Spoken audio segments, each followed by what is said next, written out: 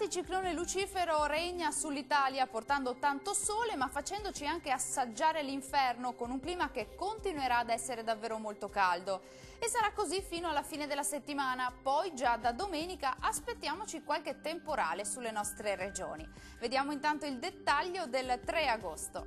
Sul Veneto bel tempo soleggiato su tutta la regione, possibili soltanto un po' di nubi alte sparse sulle Alpi ma saranno del tutto innocue.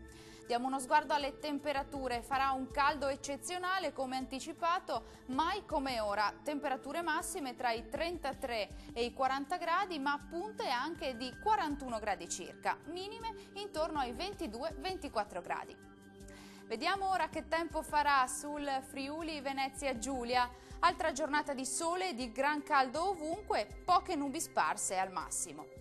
Farà molto caldo con temperature massime previste tra i 34 e i 38 gradi, minime sui 24-25 gradi circa. Concludiamo con uno sguardo alla situazione del Trentino Alto Adige. Sole e bel tempo, salvo un po' più di nubi sparse sulle Alpi di confine e anche con isolati temporali.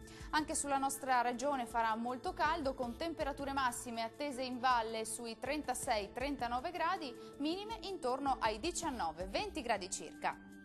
Il mare sarà generalmente calmo, i venti deboli e sudorientali. Dal meteo di Antena 3 è tutto, arrivederci!